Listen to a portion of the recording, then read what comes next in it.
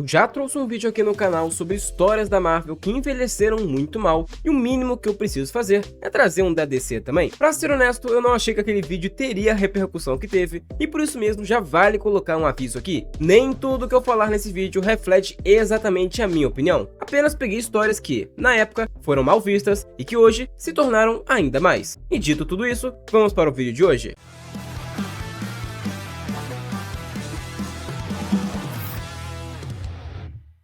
Para abrir essa lista, precisamos falar de uma das escolhas mais bizarras e desconfortáveis já feitas na história de quadrinhos dos heróis: o envolvimento romântico entre Hal Jordan e Arisia Reb, uma companheira da tropa dos Lanternas Verdes. Para contextualizar o absurdo, Arisia foi introduzida nas HQs dos anos 80. Ela era uma alienígena do planeta Graxus 3, e quando entrou para a tropa, era literalmente uma pré-adolescente ou uma adolescente bem jovem. Muitas histórias colocam ela na faixa dos 13 e 14 anos de idade, e o problema começa no fato de que ela sempre teve uma paixão platônica por Hal Jordan, que era um adulto feito. Até aí tudo bem, uma paixão platônica de um adolescente para um adulto pode até ser trabalhado como algo muito bem feito, mas em vez da história tratar isso como uma paixão inocente e infantil e colocar limites claros, os roteiristas da época resolveram tornar um caminho inacreditável. Arisia usou o poder do seu próprio anel para envelhecer o seu corpo de forma artificial, se transformando fisicamente em uma mulher adulta da noite pro dia. A partir daí, Hal Jordan simplesmente aceitou a situação e os dois começaram um relacionamento amoroso, morando junto na Terra. Essa história já era estranha quando foi publicada, mas envelheceu como leite fora da geladeira por razões muito óbvias. Mudar a aparência física de uma garota através de magia ou tecnologia alienígena não muda o fato de que a mente e a maturidade dela continuam sendo de uma criança. E como teve muita gente que não entendeu meu último vídeo, vou deixar extremamente claro agora: o problema não é a diferença de idade,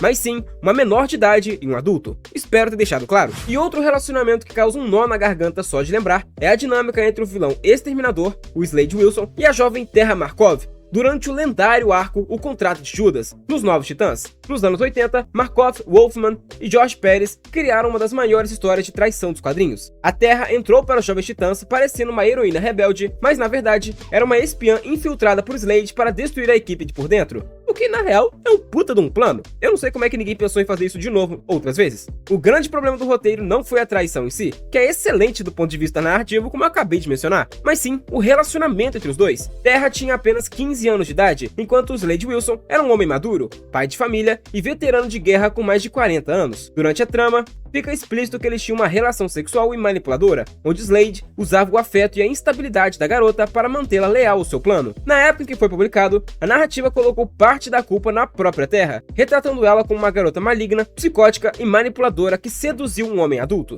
Hoje em dia, o olhar da crítica dos leitores é completamente diferente. Fica muito evidente que o que aconteceu ali foi um caso claro de aliciamento de abuso de poder por parte de um adulto contra uma adolescente vulnerável. Particularmente falando, eu vejo ambos como vilões. Exterminador sabia muito bem o que estava fazendo, e a Terra também. Então, pra mim, a culpa é de ambos. E já o terceiro nos leva direto para um dos momentos mais controversos da DC, que envolve Roy Harper, o Ricardito, que é ajudante do Arqueiro Verde, ou pelo menos era na época. Nos anos 1970, a DC Comics decidiu abordar um tema extremamente pesado e inédito para a época: o vício em drogas. Na trama, descobrimos que o jovem Roy Harper, o Ricardito, tornou-se dependente de heroína. Ele começou a usar para aliviar as dores que sentia ao combater o crime diariamente e ter que lutar contra vilões. Mas ele perdeu o controle e se tornou viciado na substância. Naquele contexto histórico, os quadrinhos eram bastante regulados pelo código de censura e focavam em narrativas mais infantis. Trazer a dependência química para o centro da história do parceiro de um dos maiores heróis da editora foi um passo um tanto quanto corajoso, mas a maneira como a revelação foi conduzida dentro do roteiro gerou uma das reações mais polêmicas e criticadas da história da DC. O elemento que envelheceu terrivelmente mal nessa história foi o tratamento brutal que o Arqueiro Verde deu ao seu jovem protegido. Oliver sempre foi retratado como um herói conscientizado, defensor das causas sociais, dos oprimidos e dos desfavorecidos. No entanto, ao descobrir que o garoto que ele mesmo havia adotado e treinado estava sofrendo com o vício, sua reação foi a pior possível. Em vez de acolher, entender ou procurar ajuda médica para o adolescente, o Arqueiro Verde surtou de raiva, agrediu Roy Harper fisicamente e o expulsou de casa, jogando ele na rua no momento em que ele mais precisava de amparo. E querendo ou não, indiretamente isso é culpa do Arqueiro Verde. Como eu mencionei, ele estava utilizando a droga inicialmente para aliviar as dores do combate, e foi graças ao Arqueiro Verde que ele entrou nessa vida de combatente ao crime. Quem acabou estendendo a mão para salvar e cuidar do Roy durante o doloroso processo de desintoxicação foi Hal Jordan, o Lanterna Verde, ao lado da Canário Negro. E ainda continuando com o Ricardito, agora como Arqueiro Vermelho, em 2010 a minissérie Liga da Justiça Clamor por Justiça e sua continuação direta Ascensão do Arsenal trouxeram uma das sequências de escolhas criativas mais bizarras e desastrosas da história da DC. Em uma tentativa de gerar um tom sombrio e adulto, os roteiristas decidiram desmoronar a vida do personagem de maneira extrema. Na trama, o vilão Prometeu decepa o braço direito de Roy e logo em seguida orbita uma bomba na cidade Star City que mata a pequena Lian Harper, a filha do Roy. Desfigurado, de luto e sofrendo de dores crônicas, o herói entra em uma espiral de degradação física e mental. O problema principal e a razão pela qual essa minissérie envelheceu como um verdadeiro desastre foi a forma apelativa, involuntariamente cômica e de péssimo gosto que o colapso do Roy foi retratado. Querendo mostrar o fundo do poço, o roteiro fez Roy ter uma recaída violenta no vício de drogas e de heroína, perdendo completamente a noção de realidade. Até aí tudo bem, daria pra retratar isso de uma forma legal. Só que em uma das cenas mais infames dos quadrinhos, Roy tenta ter uma relação com a mãe da sua filha falecida e ao constatar que sofreu de disfunção erétil devido ao trauma e ao uso de drogas, ele simplesmente surtou de raiva. Pois é, você não escutou errado. O herói saiu pelas ruas em surdo psicótico, encontrou um grupo de criminosos em um beco e descontou toda a frustração neles, chegando ao ponto surreal de espancar um dos bandidos utilizando um gato morto que ele encontrou no lixo. Pois é, queria saber quem foi a mente doentia que pensou em escrever isso. A recepção foi tão horripilante e a rejeição foi tão massiva que a própria DC, anos depois, com os 952 e o Renascer, fez de tudo para apagar esses eventos da cronologia oficial. Mas antes de continuar o vídeo, deixa eu te contar uma curiosidade. Talvez você não saiba, mas eu passei 4 anos escrevendo roteiros profissionalmente para canais do YouTube, incluindo gigantes como o Espaço Nerd. Além do meu canal, vários roteiros meus já somam milhões de visualizações e eu ainda gravei uma aula para um dos maiores cursos sobre YouTube do Brasil. Depois de todos esses anos, resolvi reunir o método que eu uso para escrever roteiros em um material didático, prático e direto ao ponto. Se você quer começar a criar conteúdo com uma base sólida ou simplesmente melhorar os seus vídeos, o link está na descrição. O preço é bem acessível e de quebra, você ainda ajuda o canal a continuar produzindo conteúdo. Agora sim, bora voltar pro vídeo. E esse aqui é uma daquelas histórias alternativas que tentaram ser profundas e reflexivas, mas acabaram caindo no ridículo. A minissérie Liga da Justiça Atos de Deus. É sério, eu comprei essa HQ uns anos atrás e eu não entendi nada de tão bizarro. E olha que eu já tinha até um canal falando sobre quadrinhos. No caso, esse canal aqui que vos fala. A premissa até parecia interessante no papel. De um segundo para o outro, um evento misterioso faz com que todos os super-heróis do mundo que possuem superpoderes percam suas habilidades permanentemente. Sem os seus dons sobre-humanos, figuras como Superman, Mulher Maravilha e Flash precisam aprender a viver como pessoas comuns. O maior desastre dessa HQ fica por conta da reação do Superman. Sem seus poderes, Clark Kent simplesmente surta. Ele perde toda a moralidade que o define e entra em uma espiral de decadência simplesmente inexplicável. Ele abandona seu trabalho no planeta diário, deixa Lois Lane de lado, entra em uma depressão profunda e se transforma em um bêbado insuportável e grosseiro, passando os dias jogando em bares e tratando todo mundo mal. Para piorar a situação, a Mulher Maravilha recebe um tratamento igualmente surreal e desconexo. Sendo uma princesa amazona, treinada sobre a fé dos deuses do Olimpo, figuras que ela inclusive conhece pessoalmente no universo da DC, Diana simplesmente entra em uma crise existencial ao perder os seus poderes. Em vez de buscar força na sua cultura ou na sua própria resiliência como guerreira, o roteiro decide que a solução para a Mulher Maravilha é abandonar a sua fé grega e se converter ao cristianismo.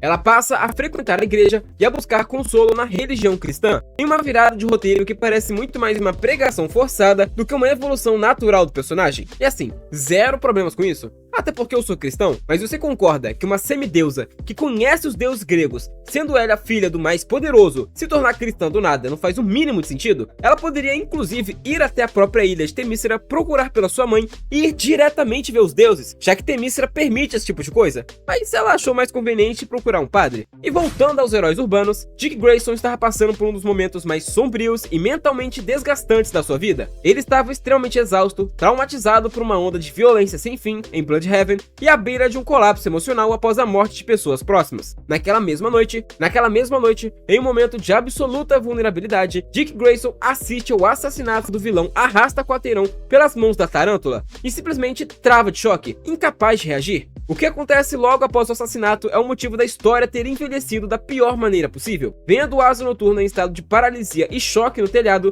Tarântula se aproveita da situação de vulnerabilidade do herói e a força a ter uma relação sexual com ela. Dick chega a dizer não e pede para ela parar, mas está fisicamente e mentalmente incapaz de se defender. Outro grande problema não foi apenas a representação do ato em si, mas como a DC e o roteirista da época lidaram com isso nas edições seguintes. A narrativa simplesmente se recusou a nomear o ato pelo que ele realmente foi, um abuso. Essa história envelheceu extremamente mal, porque refletiu uma visão antiga e equivocada de que homens, especialmente fortes e super-heróis, não podem ser vítimas de violência sexual. Acredite você ou não nisso, fato é que isso vale para homens também, e ainda mais para um homem que não podia reagir por estar paralisado, o que deixa tudo ainda pior. Continuando com o coitado Dick Grayson, logo após os pais do Dick serem assassinados no circo, Bruce sequestra o garoto e o joga dentro do Batmóvel, pelo menos em All Star, Batman e Robin. Em vez de oferecer acolhimento ou apoio psicológico para um garoto de 9 anos traumatizado, o Batman o joga no chão da Batcaverna e simplesmente mandou ele se virar. O método de treino do Cavaleiro das Trevas incluía fazer a criança passar fome no escuro, se alimentar caçando de ratos e morcegos na caverna, além de receber socos e humilhações verbais constantes. Bruce retratava aquilo como preparo para o mundo real, mas o roteiro entregou um retrato de abuso infantil e tortura moral disfarçado de heroísmo. Se essa fosse a origem de um super vilão, até que daria pra entender, mas é a origem de Dick Grayson e sua relação com Bruce Wayne, que viria a ser sua figura paterna. No entanto, no ápice do ridículo, acontece num famoso encontro entre Batman, o Robin e o Lanterna Verde Hal Jordan. Eu tenho certeza que muitos de vocês já viram essa imagem. Sabendo que o anel do Lanterna Verde tinha uma fraqueza histórica contra a cor amarela, o Batman decide marcar uma reunião com Hal Jordan para confrontá-lo. Só que Bruce simplesmente mandou pintar a sala inteira de amarelo, incluindo móveis, paredes e o chão, além de forçar o Robin a pintar o próprio corpo e o uniforme literalmente de amarelo. Para completar a cena, Batman e Robin ficam sentados bebendo limonada amarela, enquanto debocham da cara do Hal Jordan impotente, que não consegue usar o anel por causa da cor do ambiente. Eu nem acho isso aqui problemático, na real eu só acho extremamente engraçado e por isso coloquei na lista, mas a parte do Dick Grayson é sim bem ruim. E essa aqui é horrível em todos os sentidos possíveis. Arte, roteiro, mensagem, simplesmente nada funciona. O que é impressionante, visto que Cavaleiro das Trevas 1 é um verdadeiro clássico absoluto, uma das melhores HQs já lançadas na história. E uma das piores coisas da HQ acontece quando Clark Kent e Diana estão tendo um encontro no espaço, longe dos olhos do mundo. Depois de passarem por guerras e tensões, os dois finalmente se entregam à paixão e têm uma relação sexual. Até aí tudo bem, não é a primeira e nem foi a última vez que retratam Superman tendo relações sexuais com um ser superpoderoso, e com a Mulher Maravilha isso iria acontecer novamente nos 952. O problema não é o conceito desses dois seres poderosos se relacionarem, mas sim a escala ridícula que Frank Miller decidiu dar para o ato. A relação dos dois é retratada com uma força tão descomunal e incontrolável que a energia gerada pelo ato literalmente provoca cataclismas naturais no planeta Terra. Enquanto eles estão juntos, a Terra sofre com terremotos violentos, tsunamis gigantescos, furacões e erupções vulcânicas devastadoras. A ideia de que o Superman e a Mulher Maravilha são tão poderosos a ponto da sua transa causar tragédias globais e destruir cidades pelo mundo cruza a linha da ficção científica e cai direto no ridículo. Sem contar que o Superman e a Mulher Maravilha simplesmente mataram milhares ou milhões de pessoas nessa brincadeira toda aí. Em vez de parecer algo épico ou maduro, a narrativa soa com uma piada de mau gosto ou uma paródia exagerada dos quadrinhos. E pra finalizar, essa daqui é a outra que eu realmente não acho tão ruim, mas entendo quem não gosta. A HQ foi vendida com uma promessa de ser um suspense dramático, focado na vida pessoal e nos segredos obscuros dos heróis, quando a esposa do Homem Elástico, Sue Dibny, é brutalmente assassinada em crise de identidade. O mistério para descobrir o assassino real mobilizou toda a Liga da Justiça, mas o caminho escolhido para construir essa atmosfera adulta foi uma sequência de revelações pesadas que mudaram para sempre o tom da editora. O grande ponto de virada é a revelação através de flashbacks de que Sue Dibny havia sido violentada anos antes por um vilão de segundo escalão, no caso o Dr. Luz, que muitos de vocês devem conhecer pela animação dos Jovens Titãs. Isso dentro da própria sede da Liga da Justiça no espaço. Para piorar, descobrimos que um grupo de heróis, incluindo Arqueiro Verde, Zatanna e o Homem Elástico, vinham fazendo lobotomias mágicas em vilões para apagar suas memórias e alterar suas personalidades. Isso chegando ao ponto de manipular a mente do próprio Batman quando ele discordou do método. Essa HQ meio que marcou o fim de qualquer inocência da DC. Até fica subentendido que o Superman sabia de tudo o que acontecia e passou um grande pano porque sabia que isso era necessário. Eu tenho opiniões adversas em relação a essa HQ. Eu gosto do tom sombrio que eles abordam, Também gosto que expliquem o que acontece com vilões que são capturados e representam uma escala de problemas gigantescas. Acho coerente existir uma equipe paralela dentro da liga que aceitou lidar com isso com outros métodos, visto que coisas assim provavelmente aconteceriam na vida real, mas acho de mau tom terem colocado o Superman pra passar pano de tudo, apesar de que também faz sentido que ele soubesse dado a sua super audição. E é justamente dessa forma que eu finalizo o vídeo de hoje. Se gostou, você já sabe, deixa o like embaixo e coloca nos comentários qual dessas histórias você curte, qual você acha que realmente é problemática, manda pra aquele seu amigo que não entende nada de quadrinhos e ajuda o canal a continuar crescendo. Valeu e até a próxima!